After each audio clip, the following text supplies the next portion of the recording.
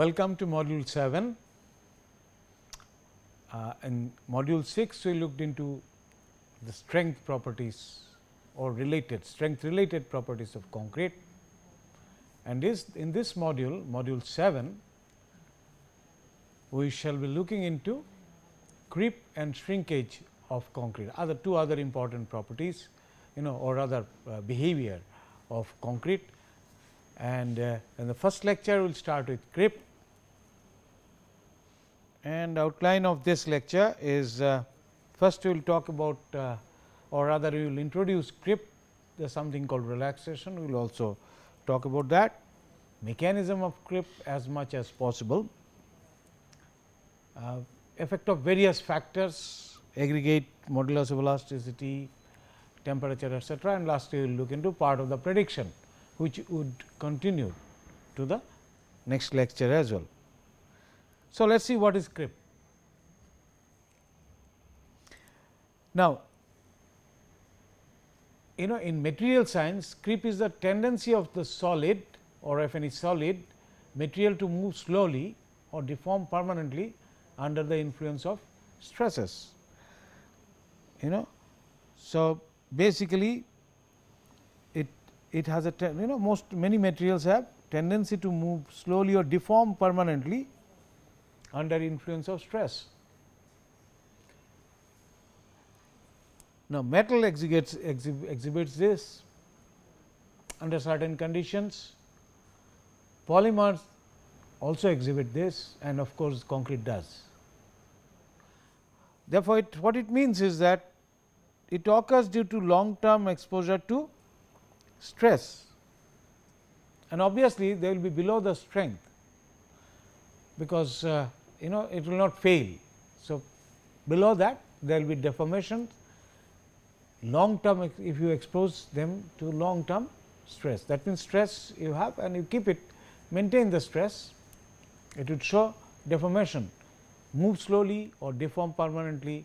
So, therefore, that is what is creep. Creep occurs in metals, polymers and concrete. Creep of concrete is different than of course, others, creep of concrete, creep of concrete, creep of concrete is different than others. Mechanisms are different, because the materials themselves are quite different. So, let us see, supposing I have a concrete and I apply stress at some time t 0 as shown here. This axis is stress, this axis is age, and put it to some value of sigma 0, the stress level, and maintain the stress constant. Therefore, sustained loading, kind of sustained stress, right. So, expose it continuously, continuous exposure to a stress. Let us see what happens. Sustained stress as we have applied, then at the same time t 0, the strain would be elastic strain, because instantaneously there will be elastic strain due to this. So, there will be some elastic strain, because I have applied the stress. So, initial elastic strain will be given by this sigma 0 divided by modulus of elasticity of the material, and as the time progresses, you find there is some sort of deformation occurring, and if you consider the time t, when I have sustained the loading, as we have seen, we have sustained the loading t and beyond. So, at point t you find some additional deformation under this constant or additional strain under the constant sigma 0 is been observed. Sigma 0 you have not changed, but with time you find there are additional deformation, additional strain, and therefore, the creep at this point will be defined as strain at E t, which is the sum total of this at t, it is sum total of E 0 plus the creep. So, therefore, E is E t minus E 0, that is what is creep strain after time t minus t 0. So, that is what is creep. Concrete exhibits this behavior, many other material does, but concrete does. That is what is of our interest at the moment. So, that is what it is. So, this resulted in strain, sustained stress, resulted strain. We find that there are two componented instantaneous elastic strain, and with time there will be some more strain, which is of course asymptotic to some line, and the difference between these two we call as creep strain or creep simply. If you look at the stress strain diagram, right, epsilon t, stress is sigma 0, same stress is sigma 0. So, instantaneous at E 0 is this much. So, this is my initial elastic strain, stress strain. So, this is the stress, this is the strain. As I increase my stress, it reaches to this strain, and let me keep it there, do not increase it further as is shown here. But the what will happen after 7 days of loading, you will find there is some increase, and further increase at any time you will find the strain is increased further at E t. So, therefore, creep is E t minus E 0. So, this is E t minus E 0, that is the creep. So, say some days and 7 days under load, 28 days under load, 100 days under load. So, at any time after t minus t 0 under load, stress strain behavior will change. In other words, effective modulus has also changed. So, if I am considering at some later time, I find that the actually for example, if this is my stress level, instantaneous will be this much and instantaneous will be this much, and this will be the creep. This will be the creep. So, instantaneous is this much, this will be the creep. If I consider this stress level, this is the instantaneous, this is the creep level, this is the creep strain. So, at any point of time, any level of stress, this occurs below the failures, below the strength level, and you find there is always creep. So, that is what is creep we have defined. We define creep like this, right. Now, a related aspect is relaxation. To understand relaxation, let us consider this pre-stressed concrete element, an element of concrete, just hypothetical element of concrete, something like this, just an element of concrete, and I have put a pre-stressing bar there. So, I have put a pre-stressing bar, it is stressed, tensioned, pre-tensioned, and then I have just so pre-stressing bar, this is what I have done. So, I have just pre-tensioned it, and this will result in a compression in the concrete. Through this bar there will be resultant compression in the concrete. So, concrete will get compressed, and therefore, some elastic deformation would occur. So, it is reached to this level, this is the after the elastic deformation, it would have it would have actually shortened. Now, if I allow this continuously for a long period of time, actually I will find some deformation which I have not shown here, finally, over a long period of time I might end up getting further release of further compression of this whole thing, if I have just kept this material in the long run. So, this will be my creep, this will be simply creep, this will be simply creep, this will be simply creep. But then that is what we have explained earlier. Now, let us look at relaxation then. Okay. So, the creep was something like this. Now, what I do now, take this same after elastic deformation, take this specimen and then provide some restraint to this, do not allow it to shrink, as I was saying due to creep it would have gone to this level, but I decided that I will restrain it and will not allow it to go to this level. So, what will happen? Net effect would be, because it is after creep, its dimension should have been somewhere here, but I have restrained it. This restraint means I am effectively applying a tension. This restraint means I am applying a kind of tension, and this tension neutralizes the compression. So, the original compression which I have provided through pre-stressing is actually get reduced, it will get relaxed, and this is called relaxation, this is called relaxation, this is called relaxation, this is called relaxation, this is called relaxation. So, therefore, if I diagrammatically try to look at it, this is my edge, and then at T 0 I have provided sigma 0 like this before, and elastic strain is like this, but now instead of allowing it to deform further or the strain to increase, what I have done? I have restrained it. So, as I restrain it, the stress will get neutralized by the kind of a tension that comes in, because I have restrained it. Its natural position would have been somewhat different. So, it this, as we said, there will be a kind of, since it is restrained, there will be a kind of tension which will actually neutralize this sigma 0 value, and therefore, there is a reduction in the stress, and this is what we call as relaxation.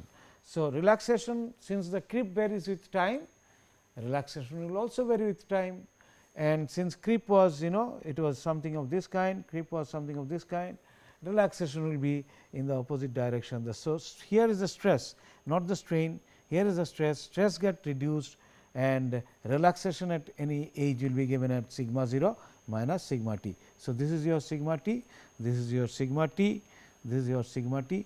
So, this is the sigma t. So, sigma 0 minus sigma t. So, you see this, if it is restrained specimen, creep gets actually reduced, and through this pre-stressed concrete element that I tried to show you, actually what I am implying is that this is very important in pre-stressed concrete. We will just discuss about that sometime later on, where creep is important, very important, certain type of structures, or where in the situations where creep is important. So, this is what is relaxation. So, so far we have defined creep, and we have also defined what is called relaxation, what is called relaxation. Now, if I withdraw, what happens if I withdraw the stress? If I withdraw this stress, this was my strain original, and I withdraw the stress, right.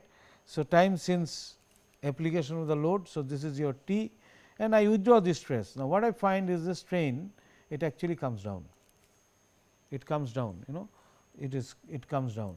So, this is, but then it does not come back to the 0 level. I have applied stress, this is the elastic strain, this is the elastic strain at sigma 0, elastic strain, then this is the creep strain, and then I just withdrawn the load completely.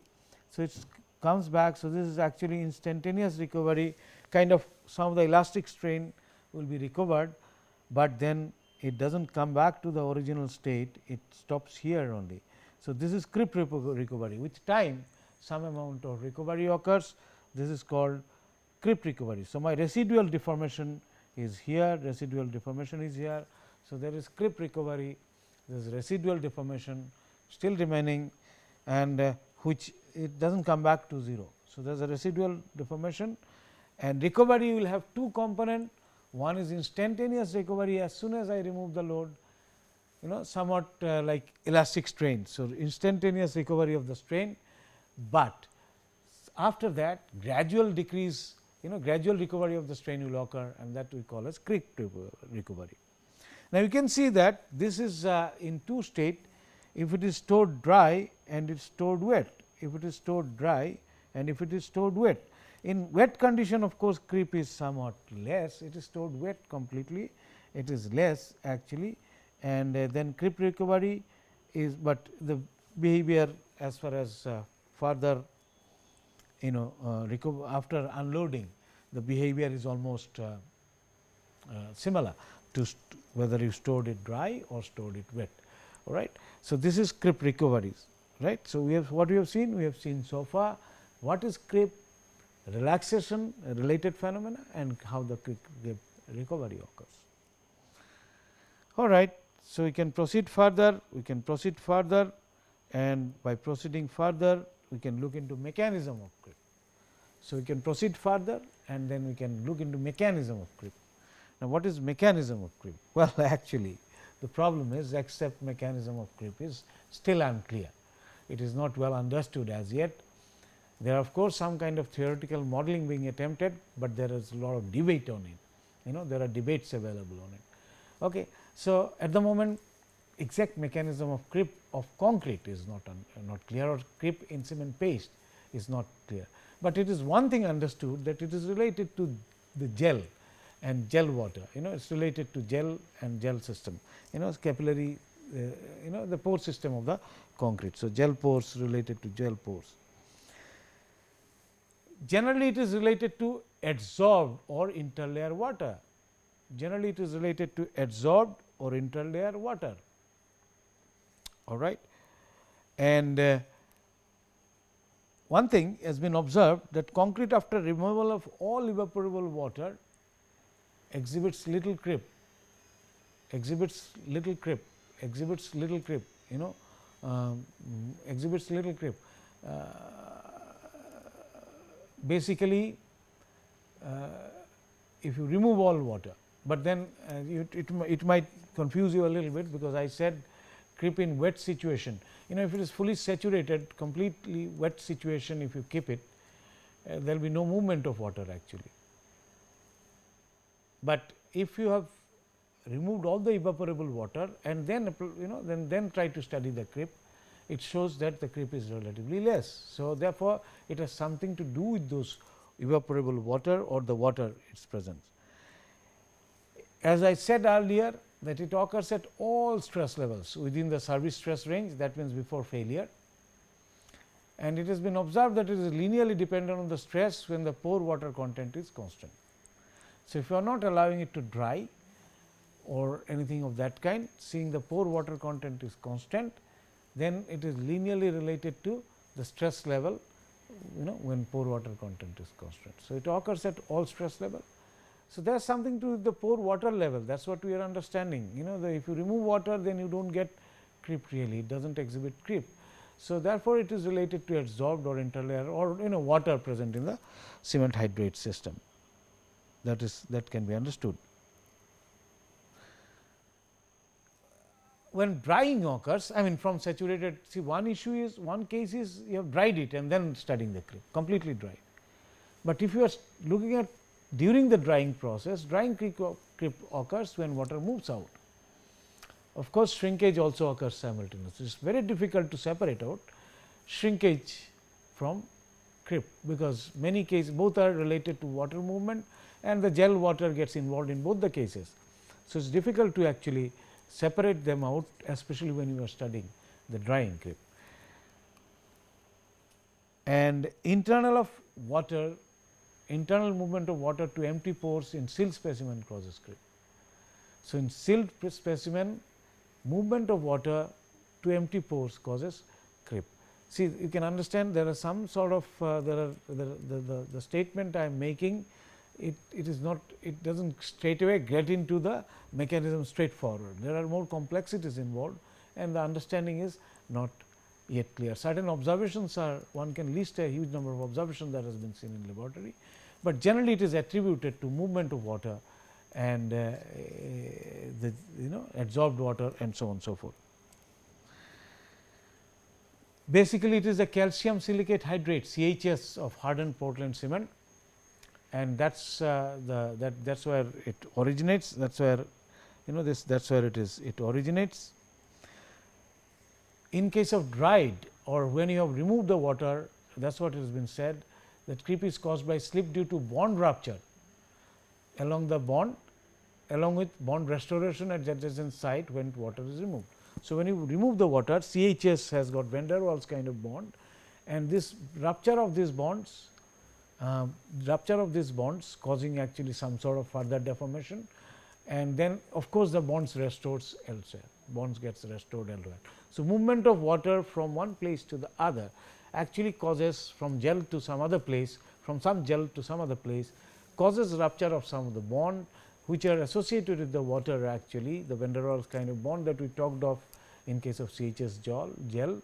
It is across those interlayer water, that is what we mentioned in the beginning. When you remove the water, there come some kind of slippages can occur due to bond rupture, but then water moves into somewhere else and there the bond actually restores. So, these are some kind of ideas that has been put forward, but one has to remember the cement paste or concrete, I am talking of cement based concrete, hydration process is continuous, it does not occur instantaneously and it goes on occurring. So, this is what is actually you can say aging, the material changes with time, and in any case you have large specific surface of the gel, and these ones have some roles to play in creep, these ones have some roles to play in creep. So, continuous hydration process, the change that occurs, the aging of concrete, and of course, large specific surface associated with the gel, the water getting absorbed there, and this have all some role to play in creep. So, concrete undergoes actually gradual changes in response to stress and environment, because hydration is also occurring, and if you have put in some stress, there is an interaction with the stress and the changes that is occurring, and it will also depend upon the environment, relative humidity and so on and so forth. Thus, it is actually extremely complex thermomechanical behavior, and this exhibits extremely complex thermomechanical behavior, and creep is no exception.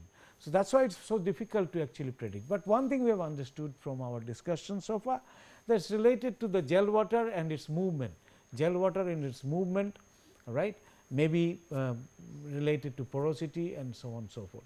So, as we see, we will see the factors affecting, we will have some idea, but exact mechanisms are still not very clear. So, now we can look into factors influencing creep. Let us see what are the factors that influence the creep. First of all, modulus of elasticity of aggregate,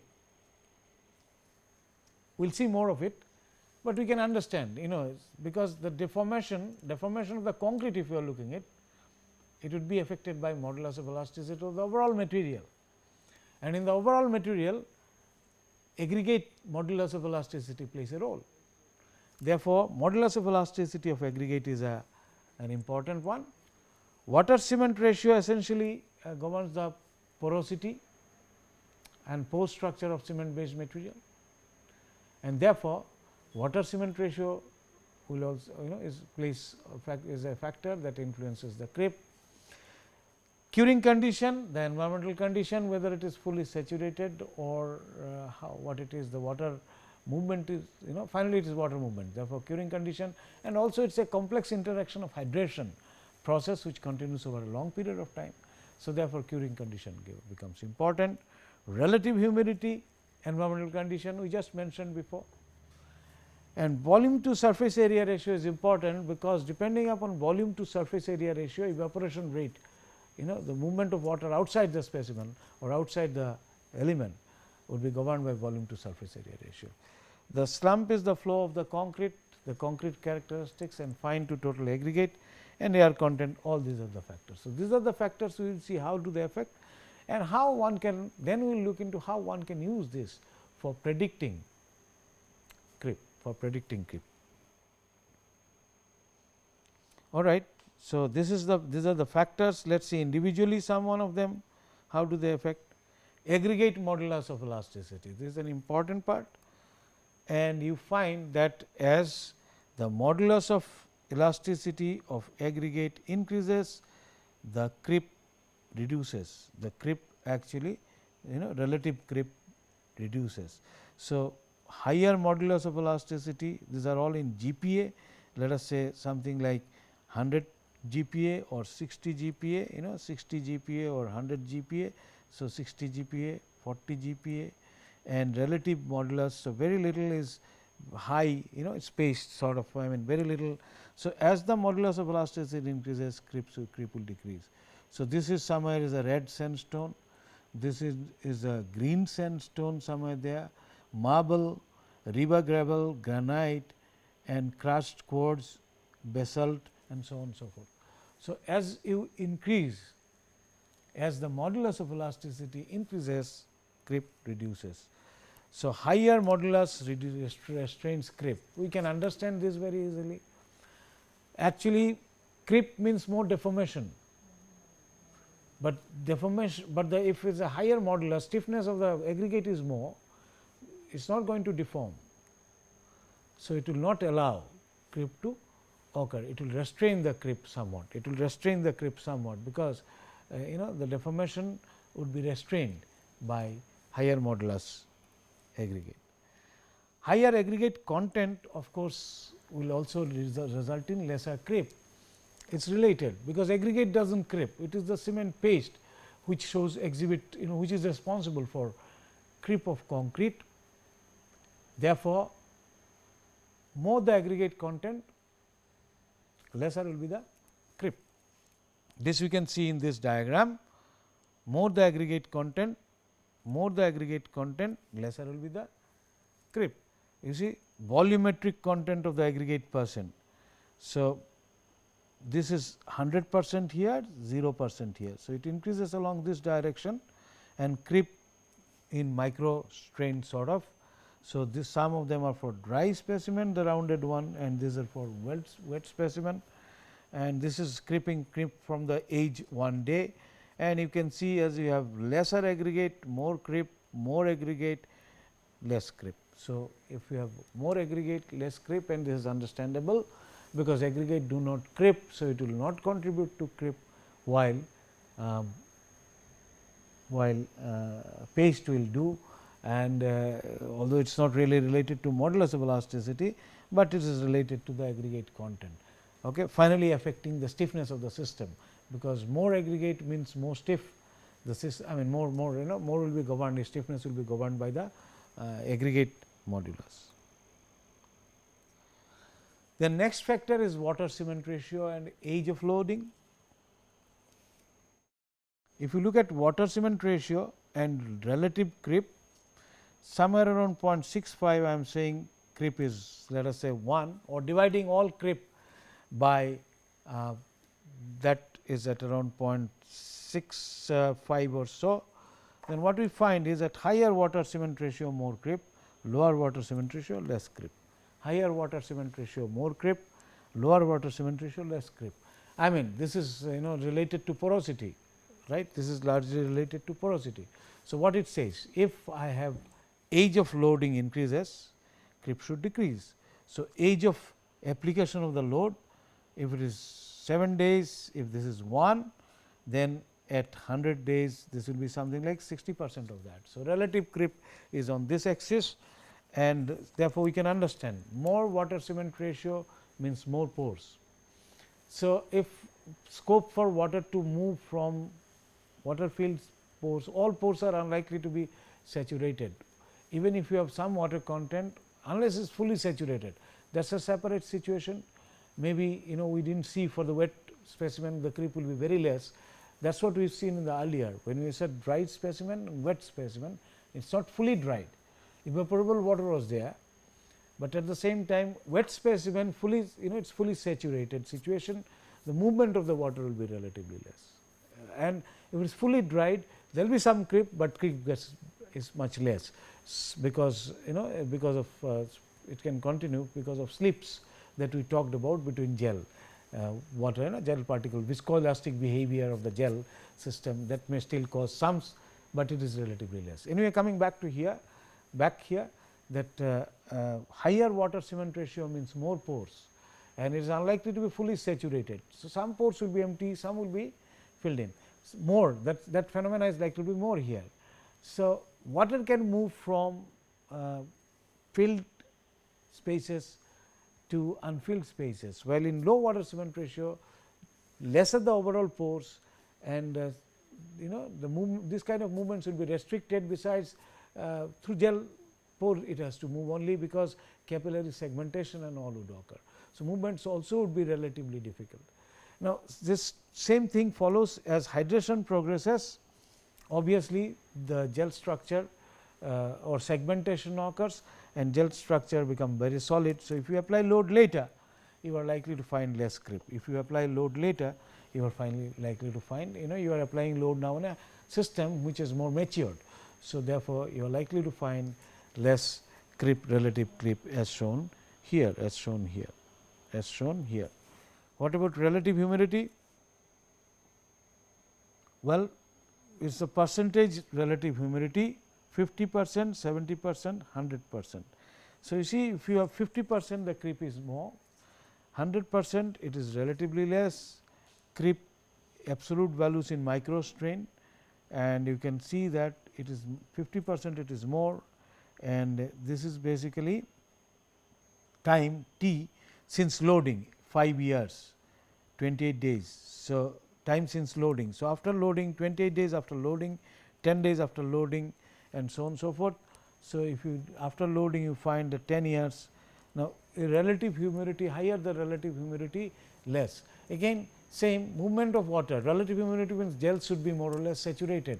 So, movement of water from gel pores to other gel pores, that should be relatively less, right, and in saturated in case of 100% relative humidity. So, gel pores will be all saturated. So, therefore, adsorbed water movement will be relatively less, adsorbed water movement will be relatively less. Capillary pores hold absorbed water, suction, capillary suction. The gel pores hold adsorbed water, vapor also can come and get adsorbed at the surface, because it has got enormous surface area. That is what we said, that it has got very high specific surface, earlier we mentioned that. So, therefore, relative humidity, higher relative humidity, lesser will be the creep. Volume to surface area ratio. Now, if I look at volume to surface area ratio, so ratio of 30-year creep to this side is 30-year creep to elastic strain, 30-year creep strain to elastic strain, and volume to surface area ratio. So, what you are looking at is epsilon 30 years on the y axis, epsilon 30 years by 30 years by epsilon 0 elastic strain. So, this ratio, so the creep would be more if this is of course drying concrete, this side is sealed concrete. So, if you see, so basically this is an infinite creep, creep at infinity divided by this. So, 365 days at the edge. Now, volume to surface area ratio more, less is the creep.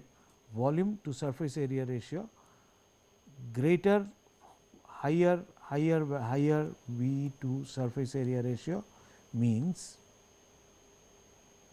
less creep. Why? Why so?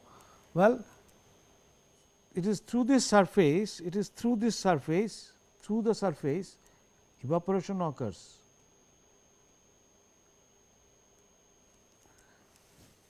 So, higher volume, or if I say S by V, more S by V, more surface area per unit volume means more evaporation possible, drying is possible. So, moisture movement is possible. So, in other words, less V by S is more creep. So, high V S by V more creep. So, low V by S higher creep, higher. So, that is what it is. So, you see that lower values you get high, lower V by S you get higher creep, lower V by S one gets higher creep, lower V by S you get higher creep, and this reduces. So, because of the evaporation losses, the water movement gets restricted, etc., and therefore,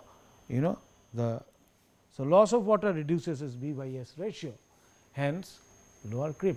Loss of water reduces with V by S ratio, hence lower creep. So, this is the explanation for this one, V by S. Now, what about temperature? Temperature also affects the creep. Supposing I have 60 degrees centigrade cured at the test temperature, this is a relative creep. So, higher the temperature, there is some sort of a peak, and beyond that there is a reduction. But if you cure at 21 degrees centigrade and heat to the test temperature, that is 40 degrees centigrade, 1 week before loading and then do the loading, you find that creep actually increases with the temperature. So, what you are doing? You have actually cured at 21 degrees centigrade, right, and heated to test temperature. So, what you do? Then you heat it to 40 degrees centigrade or 60 degrees centigrade and keep that sustained loading under that same condition. So, now what happens is there is an increase in the creep. So, you have 21 degrees centigrade cured and this situation, but here cured and tested at this temperature. So, you do curing at 40 or 60 degrees centigrade. Now, the problem is when you are doing, let us say, curing at 80 degrees centigrade, the curing will not be, the pore structure will not be uniform, pore structure will not be uniform, pore structure will not be uniform, right. And beyond that, when you are curing at 100 degrees centigrade, practically evaporable water has all gone. So, most of the evaporable water will vanish actually. So, this will not help. Beyond that, of course, you have non-uniform structure. At the same time, the most of the evaporable water will vanish as you go close to 100, most of good lot, and therefore, creep tends to reduce. So, that is what we are saying when you are actually removing some of the evaporable water and during curing, because you are curing at 90 degrees, say here you are curing at 90 degrees centigrade and then applying the load. So, curing at 90 degrees centigrade and then applying the load. So, this at this point the water has evaporated, and therefore, but up to this point still there is an increase in the creep, but this creep is less than this, because the some water has moved out, some water has moved out, right, some water has moved out. So, creep increases with temperature, that of course, we have seen, but then it has something to do with the movement of water, and that is what explains the situation, right. For example, this is again temperature, concrete previously dried up to 105 degrees centigrade, sealed specimen, and this is unsealed concrete. So, you have dried, it goes to a very low level, previously dried to 105 degrees centigrade, right, and the relative creep is less. So, dried concrete relatively, but if you have dried to 500 degrees centigrade or so, 300 degrees centigrade, unsealed concrete, then obviously, creep seems to be more, and this is also the case, So, relative creep tends to increase at 0 to 75 degrees centigrade and higher. So, higher temperature, it is related to, since it is related to moisture movement, this is what is happening. Sealed concrete at low temperature shows low temperature, at low temperature, sealed concrete at lower temperature, and dried concrete obviously creep more. So, this is at sealed concrete at lower temperature, this one.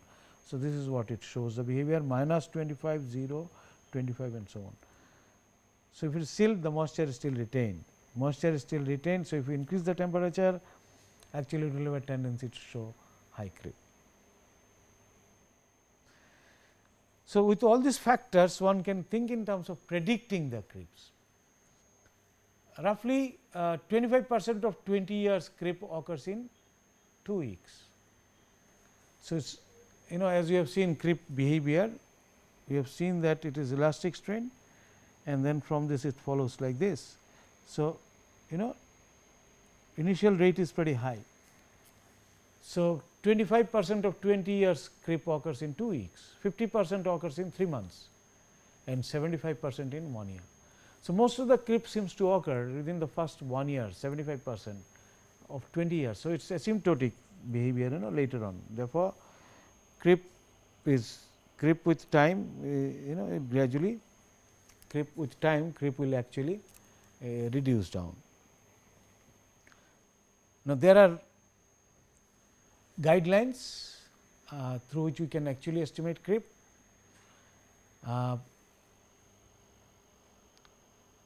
Approximate expression will be given like this: creep at any time t after 28 days, let us say, let me call it as C t, and the approximate expression is that if I know C 28, then for sealed and saturated concrete will be 0.5 t to the power 0.2.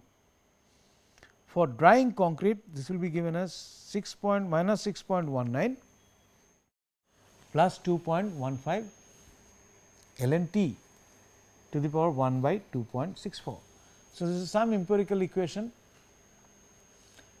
As t increases, because its t increases, creep reduces.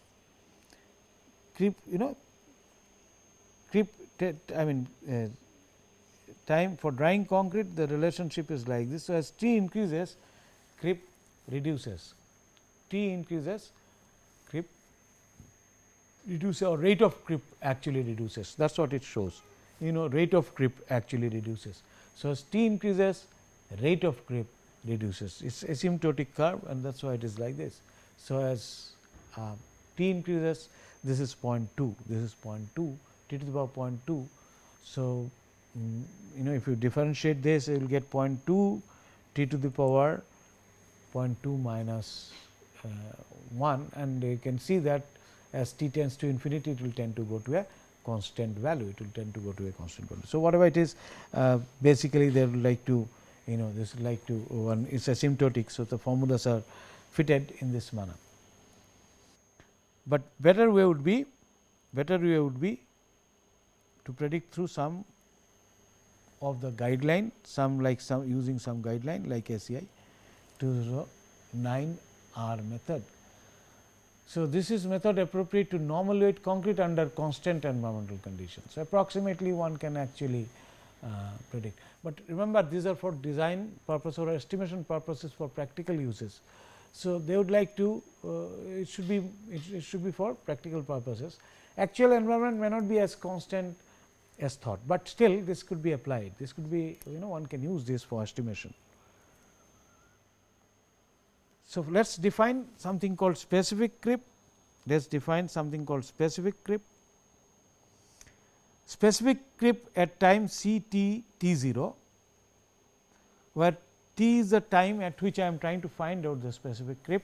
T 0 is the time of application of the load, is the creep due to unit stress applied at T 0. So, if you apply sigma equals to 1, then the creep that you get C at time t, and T 0 is the time when you applied, that I call a specific creep. So, specific creep at any time is the creep at that time due to unit load, due to unit stress, or sorry, not unit load, unit stress applied at T 0, right, due to unit stress applied at T 0. Then another terminology, creep coefficient, which is denoted by phi, is the ratio of specific creep to initial elastic strain. So, phi t T 0 is nothing but C t T 0 divided by epsilon 0. So, this is basically related to elastic strain, right. So, creep coefficient is the ratio of specific creep. So, this is for unit load, this is for unit load, and this is the initial elastic strain. So, elastic strain, if you want to find out the creep, specific load multiplied by epsilon 0 will give you the specific creep. So, creep coefficient multiplied by elastic strain will give me specific creep, right, it will give me specific creep, it will give me specific creep. Ultimate creep coefficient is the long term creep coefficient, and we can be related to creep coefficient at any time. So, creep coefficient we have defined as creep coefficient we have defined phi t T 0 we have defined as C t T 0 divided by epsilon 0, right. But ultimate creep coefficient, that is the long term, this is the long term. So, long term this ratio of creep coefficient can be related to creep coefficient at any time. So, this can be phi infinity T 0 is the time of application load, can be related to this, that is what we are saying, that is what we are saying, all right. In other words, phi t T 0 at any time is t T 0 to the power 0.6. So, this is a relationship between this and this. So, this is related by an empirical formula, and that is the ACI guideline. It is actually t minus T 0, T 0 is the time of application of the load, t is the time at which you are finding out the creep coefficient, and t minus T 0 to the power 0.6, 10 t minus t to the 0.6, t minus t to 0 to the power 0.6 into phi infinity if you have applied the load at T 0, if you have applied the load at T 0, right. Okay. So, it is if you have applied the load at T 0. Ultimate creep coefficient is further related to various factors. So, this I can relate to various factor. If I can relate this to various factor, I can find out this, I can find out this and multiply this by epsilon 0. epsilon 0 into phi t t 0, that gives me C t t 0. So, creep at any time I can find out. First of all, I must find out this will be known to me. First find out this, and to find out this can be found out, and this is related to various factors. This is related to various factors. Okay, this is related to various factors. So, let us see how they are related. Phi t 0 is given by 2.35 k 1, k 2, k 3, k 4, k 5, k 6, some factors, 6 factors, some 6 factors. Simply phi, this is k 1, k 2, k 3, k 4, k 5, k 6. So, there are 6 factors to which you can relate. Now, remember these factors are what we have seen earlier, like aggregate modulus, aggregate content, then water cement ratio, volume to surface area ratio, and so on and so forth. So, this we can estimate in this manner. All right. This is this of course, is no complexity of mathematics involved here, but one may not be able to remember this, but using a procedure simply, because these are all empirical equations. These are all empirical equations. K 1 is given as 1.25 T 0 to the power minus 118 for moist curing and age of loading greater than 7 days. So, these guidelines are given, or it is equals to 1.13 T 0 to the power 0.095 for steam curing and age of loading 1 to 3 days. This is a more practical situation. See, age of loading would be most of the time more than 7 days. It rarely would be less than 7 days, right, because deshuttering, etc., etc. After that, even construction load, most of them will come. But if you are doing steam curing, then load can come fairly early, because steam curing is done to attain high earlier strength, so that load can be applied easily. So, this is again a kind of empirical or guideline available. So, K 1 was, what was the K 1? It is for moist curing and the type of curing. K 1 is a factor related to curing condition. K 1 is a factor related to curing condition. So, K 1 curing condition.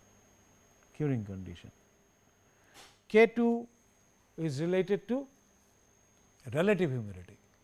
K 2 is related to relative humidity. Okay. K 2 is related to relative humidity, and there is more about it, but I think I have picked up only one portion, because if one is interested in calculating for various condition, various relative humidity situation, one may go back to ACI, the document that I mentioned just now, ACI guideline 209 R, but a part of it I am just mentioning here. For example, I am mentioning here related to relative humidity. If it is more than 40%, the equation is given like this, where H stands for relative humidity in percentage. So, H stands for relative humidity in percentage. K 3 depends on the member volume to surface area ratio. We have seen that this is a factor, and you have a table, part of the table is reproduced here. Part of the table, it is not really full table. Volume to surface area ratio 12.5, it is 1.3, 25 it is 1.1, 37.5 it is 100. Now, we have seen that more surface area means more creep likely to be. So, lesser this value is, this lesser this value, more surface area means lesser this value. So, lesser this value, creep will be more, lesser this value, creep will be more, and this is, so this V by S all in millimeter, V in millimeter, surface area also in millimeter. So, volume to surface area ratio will be in millimeter. A part of the table actually I have just reproduced, table is much wider. So, one can use this, and we have understood why this occurs, because the drying or moisture movement can be easier when you have more surface area, and therefore, when you have more surface area, this value is less, this factor is higher. Remember that we said it is 2.35 K 1, K 2, K 3, etc., K 6. So, phi infinity at T 0, this is given as ultimate creep coefficient is a function of K 1, K 2, K 3. So, higher the values of K 1, K 2, K 3, more will be the ultimate creep coefficient, in other words, more will be the creep. Then we have K 3, which we said that was related to V by S, and V by S K3 is K3, K2 was related to relative humidity, K3 was related to this. So, values of K3s were given, and some cases it is related to the period of creep also given by this kind of a formula.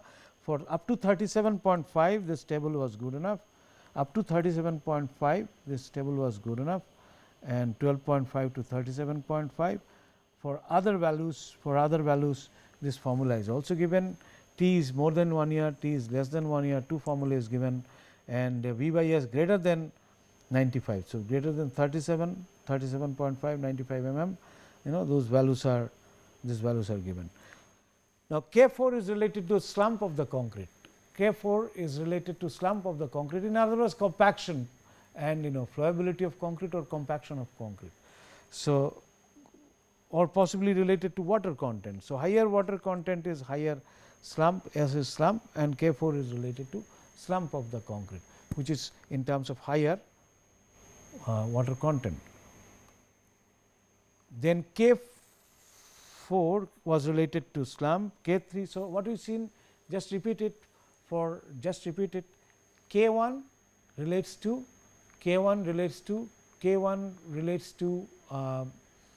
the very first factor relates to curing condition. The second factor relates to relative humidity. Third factor relates to volume to surface area ratio. Fourth factor relates to slump of the concrete, and the fifth one relates to the aggregate content. So, AF is the fine aggregate content and A is the total aggregate. So, relatively this ratio is more of the coarse aggregate content, less will be the creep, that is what we have seen. So, because it will actually restrain, and therefore, K5 is related to the proportion of coarse aggregate in the system. K6 is related to air content, K6 is related to air content, higher air content, high will be possibility of more water movement. So, therefore, A is the air content. So, higher the air content, K6 is higher.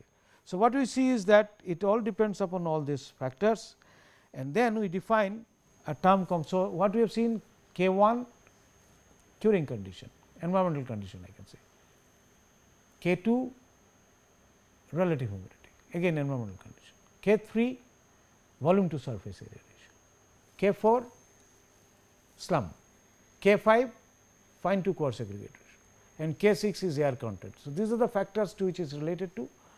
Then phi, what we have got is phi, we got actually phi, that is ultimate creep coefficient, which I can multiply by a multiplying factor, which is a function of t minus t 0, and I can get is the creep coefficient at any time. And if I know the creep coefficient at any time, I can find out actually creep at any time multiplying by elastic strain for unit stress. Creep function phi is elastic strain plus creep deformation. So, creep function is elastic strain plus creep deformation.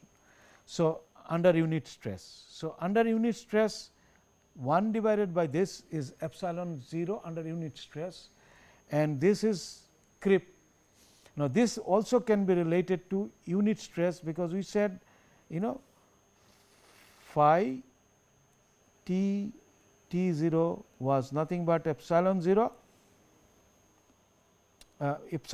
multiplied by C is equals to C t 0. So, therefore, this can be this is epsilon 0 is nothing but 1 divided by E. So, this can also be, let me just rewrite this separately.